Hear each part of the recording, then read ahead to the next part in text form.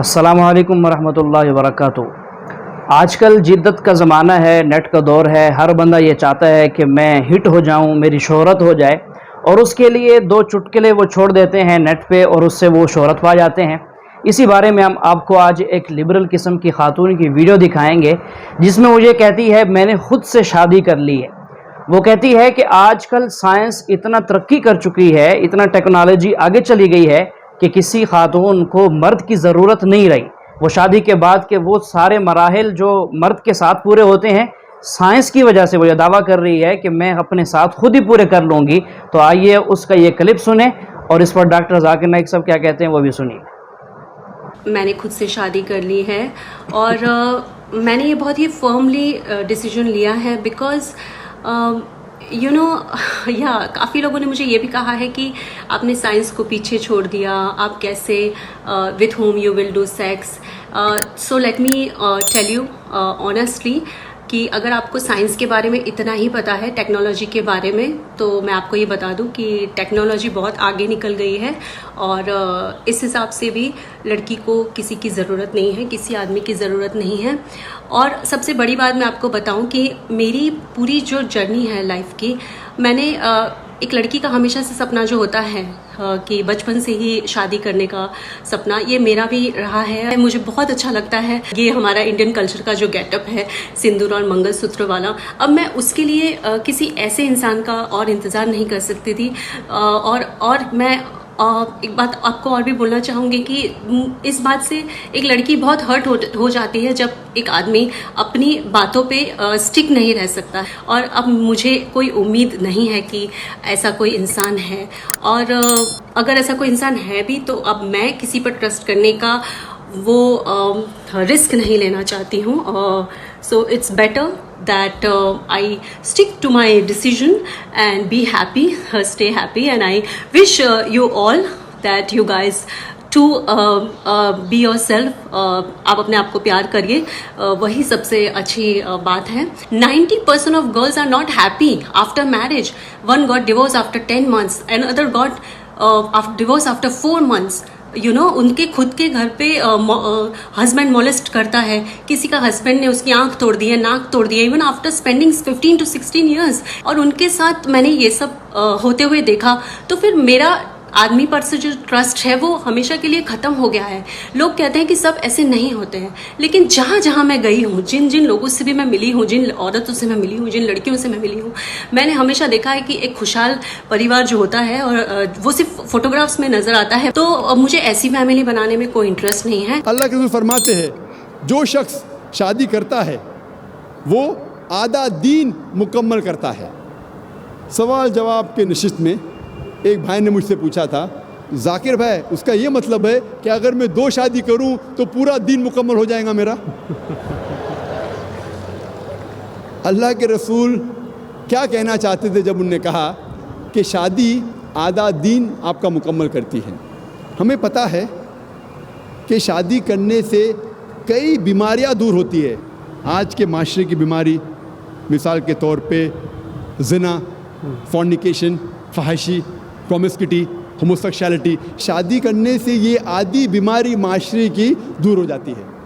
اگر آپ شادی کریں گے تبھی آپ شوہر یا بیوی ہو سکتے، شادی کرنے کے بعد ہی آپ والد یا والدہ ہو سکتے، جو اہم ذمہ داری ہے۔ اسی لیے اگر آپ شادی کرتے، چاہے 1 کرو یا 2 کرو، آپ کا آدھا دن مکمل ہوتا ہے۔ اللہ سبحانہ تعالیٰ فرماتے ہیں، کہتے ہیں کہ نکاح ایک میثاق ہے، ایک سیکریٹ کووننٹ ہے، ایک پاک عہد نامہ ہے۔ اور اللہ فرماتے ہیں سورہ روم میں، سورہ نمبر 30 آیت نمبر 21 میں، اللہ نے اپنے نشانیوں میں سے تمہارے لیے تمہاری بیوی بنائی ہے تاکہ آپ ان کے ساتھ سکون سے رہ سکو، اور آپ دونوں کے درمیان پیار اور محبت ڈالا ہے اللہ تعالیٰ نے۔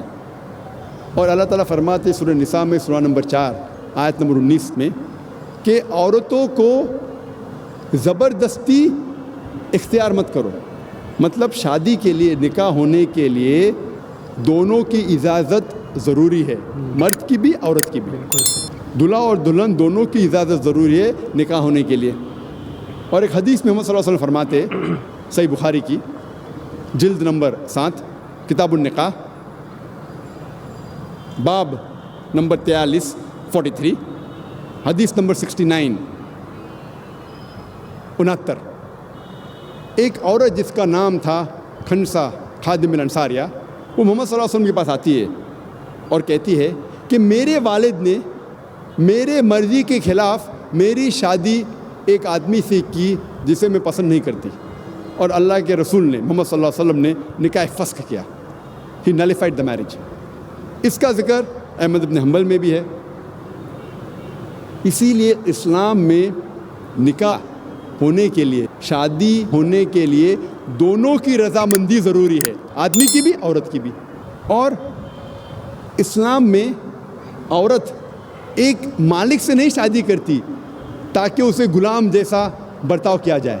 اسلام میں عورت اپنے برابر سے شادی کرتی ہے اور اس کے ساتھ اس کے شوہر کو عزت سے پیش آنا چاہیے.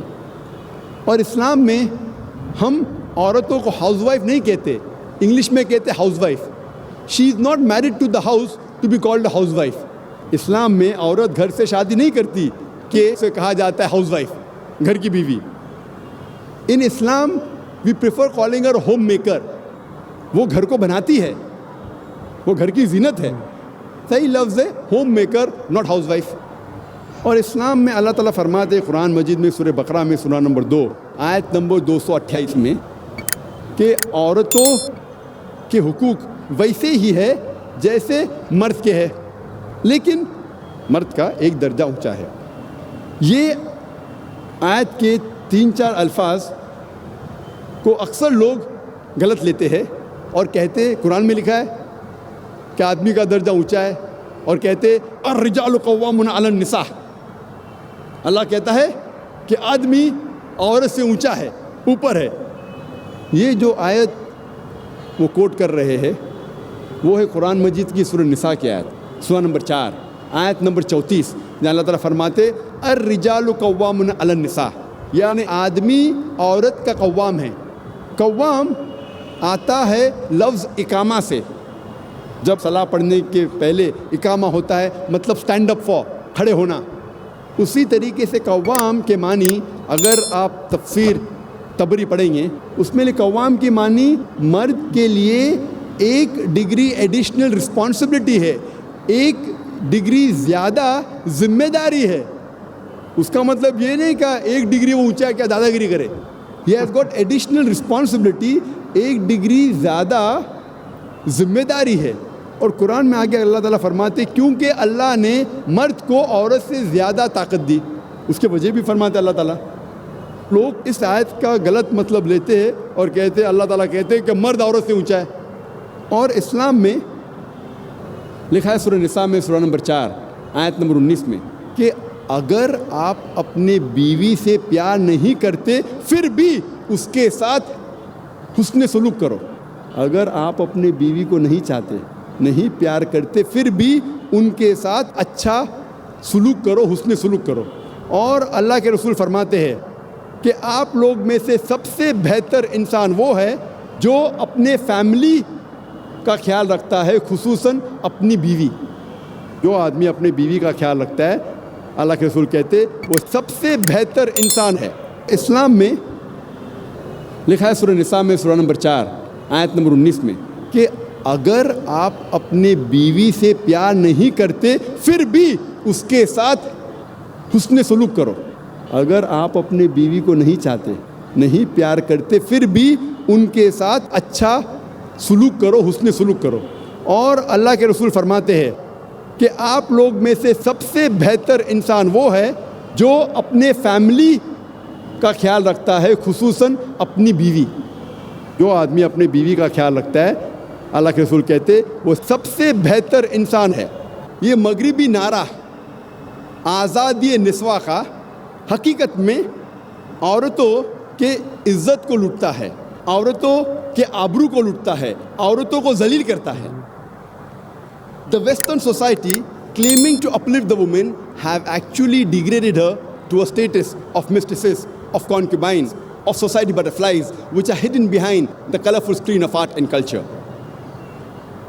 یہ مغربی تہذیب جو کہتی ہے کہ خواتین کو ہم اونچا مقام دے رہے ہیں، حقیقت میں انہیں ایک طوائف بناتا ہے، حقیقت میں انہیں رخیل بناتا ہے، انہیں بازار کی زینت بناتا ہے آرٹ اور کلچر کے رنگین پردے کے پیچھے۔ اسلام نے الحمدللہ 1400 سال پہلے خواتین کو اپنے حقوق دیے۔ وہ دور ایام الجہلیہ کہلاتا تھا۔ جب قرآن شریف نازل ہوا وہ دور کو کہتے تھے ایام الجہلیہ، the days of ignorance۔ اس وقت الحمدللہ اسلام نے خواتین کو اپنے حقوق دیے۔